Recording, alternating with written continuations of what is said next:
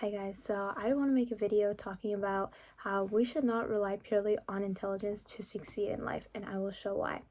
Okay, so it is not to flex, this is for the points forward, but basically I have gotten multiple awards. Okay, here's a basketball award I've gotten, here's a French award I've gotten when I had grade 8 grad, and then here is a spelling bee competition I did in 5th grade, and then I have this, right? All my lifeguard certifications.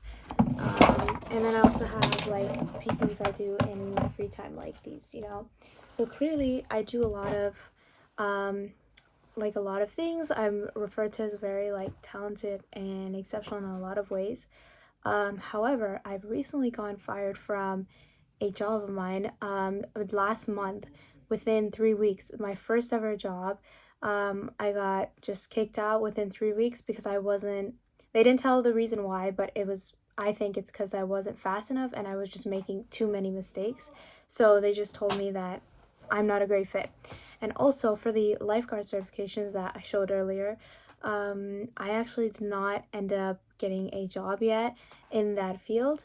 I have gotten in like hired to two skills hiring, but I've just not gotten a job yet because I kept failing both seasons. And then the third season, which was last month, I also did not did not get accepted. And I also have a lot of very intellectual based interests, right? And so like philosophy and psychology that I do really well in. And you might ask, okay, why does this happen, right? Like someone who does this many like talents, this many professions, but why are they not good still? And that is because you can't rely purely on intelligence and talent to succeed in this world. I think, especially if you're starting out at the bottom of anything, it is much more helpful to ask, okay, what does this environment reward? That is the most important thing. Like, what does this environment reward? Because not all of your strengths that you encompass will necessarily do anything to the environment you're in and as a return give you something back. For example, my two jobs that I was in, or my first job that I was in, for example, I worked at a bubble tea shop, and it is a smaller shop. It's in the mall, and it's obviously super fast paced. I remember the manager telling me like within 2 weeks, like, okay, you're a little bit slow, like pick up the pace and stuff. You really need to do that. She's like, especially heading into the April season. She said she was gonna work on me, but I think I just did too many mistakes. So they ended up giving me an email and going, okay, we'll drop you. And that's because they wanted me to get everything one try. They even told me that. They're just like, oh, we're going to show you everything once and then you should just remember. Which is a little crazy how they think everyone just acts like that. And like clearly this place does not encompass my strengths naturally, but I have to because I don't come from a very rich family. So that's why I was in there. But basically, I didn't succeed even though I have all these things because the skills I have were not necessarily what is rewarded in that environment. And then, for example, lifeguard, same thing. It's very execution based, it's very like step by step based. And I notice people who do well in like a field that they're in school. Like, I remember I had an instructor that she said that she really does well with she's a very in the books person, right? So she will do naturally very well in the kind of executional linear thinking type of field. And so that's why she was a lifeguard, obviously a lot faster than I am, because I had to get my certifications for 2 years, but still didn't succeed. And that's because the environment, it rewards completely different things from what my skills are. And also, this shows up in a lot of areas of life. I feel like maybe this sounds really obvious once we say it, but it shows up in a lot of areas. For example, school. A lot of people say that, oh, it's just a place where, you are either smart or not. And if you are smart, then you will do well in school. And if you are not, then you do not do well in school. But that's not necessarily true at all, actually, because you've seen, I don't know if you guys have heard of it, but like basically time and time again, there's people with ADHD doing really well, getting masters, right? Getting top marks. There's people with autism, I heard one time, who do really well, right? And there's people from all sorts of capacities and all sorts of abilities and intelligences that are able to succeed in school, even if they might have not always been at the top. And so, why is that? It is because they have simply understood what school rewards. School rewards kind of repetitive studying, it rewards memorization quite heavily, it rewards a lot of motivation to study and to have a consistent schedule, it rewards organization, right? It rewards a lot of, I guess you could say, employee based standards, right? And so those are the people who exceed. I know a friend of mine, or like a classmate of mine in my AP Psych class, that is very intelligent. They're really good at pattern recognition. They're really good at kind of puzzles and stuff like that, right? That's a sort of intelligence. And they, however, really struggle in AP Psych. Not struggle, they get 80s, but they're really unsatisfied, right? And that is because they tend to be also an overthinker, I notice. And the thing is that school does not reward overthinking or deep thinking with something like AP Psychology, where it's very memorization based, right? It's very repetitive, and you need to do a lot of review to succeed in this university preparation. And so that's why they're not succeeding, right? A lot of people are like, oh, it's just intelligence. Like, no, look at what school rewards, right? It rewards hitting the criteria, it rewards kind of obedience, it rewards execution, like in a very linear way, right? And then people just oftentimes just say, oh, well, it's just a matter of intelligence. Like, no, it is not. It is a matter of what the environment rewards. And so I think this is good for me to learn, and something I have learned is that anytime you feel like you're struggling in an environment, even though you're quite motivated, that is very important. Even if you're really motivated but you're struggling still, I would say, like, look at what the environment rewards, right? Again, not all of your strengths will be equally helpful to whatever environment you're in. And so I think it's really important to do that. With my lifeguard and my first job kind of training I had, I remember, like, it's not that I necessarily am not intelligent enough or I'm not capable of these things. It's quite the opposite, as we've seen with multiple passions of mine, right? And lots of success in them. Clearly, like, I do have capabilities that are really great for me, but just that it doesn't reward those things.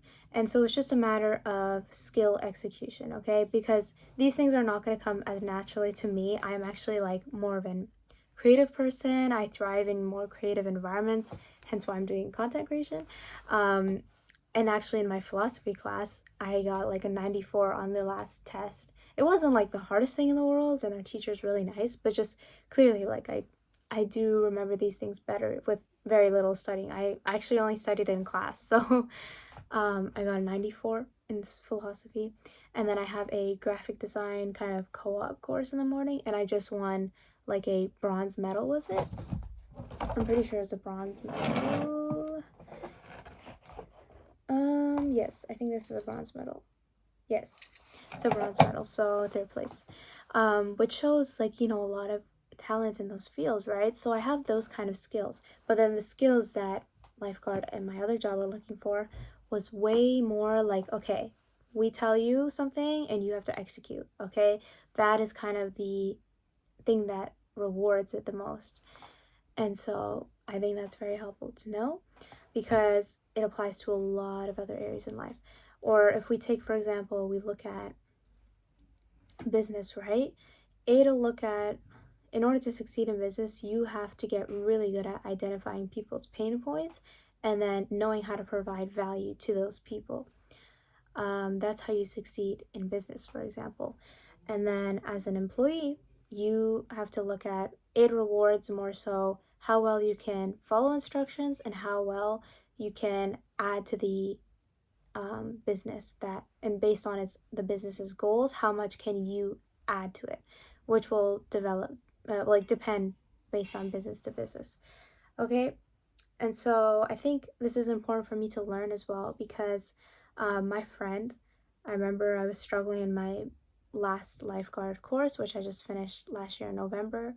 I remember struggling and being like really stressed out, right? And I'm just like, "Ugh, I can't learn the first aid, like it's just so hard." And it's so much pressure to like do the practice scenarios and get evaluated for it, you know. And I was just really upset that I was also sick too, so it was definitely a little overwhelming. And then my friend just went, well, like they were just trying to be a good friend, right? They're just saying like, well, remember, like you're smart. A lot of my friends and family members do refer to me kind of solely as just the intelligent one because of the advice I give. Um, and then he's just like, yeah, well, remember, you were smart. You can do this, you know? And I thought, like, at the time, I'm like, okay, that's really nice. And that did encourage me. But what actually helped me succeed was, you know, motivating myself. First of all, those all say some motivational things I wrote. But also just kind of knowing what is my next step is what really helped me make things automatic in when I actually executed it. And so that's how I was able to pass, right? It wasn't that I was relying on intelligence, right? With my deep thinking, like that's not necessarily very helpful in lifeguarding, right? It obviously needs much faster execution. It looks at accuracy as well, right? Which deep thinking and creative thinking doesn't always focus on that. It focuses on possibilities, right? So that is what lifeguard rewards, and that is what my friend said that I think is really from good intentions, and it definitely is from good intentions, but I think it's not 100% correct that just because I am intelligent I will succeed in whatever I'm doing. So that's what caused me to struggle, right? Is that thinking that, you know, just who I am and just showing up is gonna help me succeed. But as we've seen from two roles of mine that are both kind of very fast paced, like super fast paced, and also very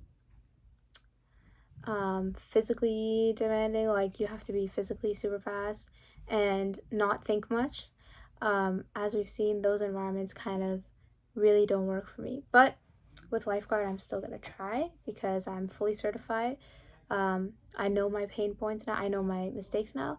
And if you are struggling with something like this, you are highly intellectual, you are highly talented in a lot of areas, but you just can't seem to do well in a lot of environments that you want to do well in, it is likely just a issue of what the thing is, like what the environment's rewarding, and then what skill you actually have.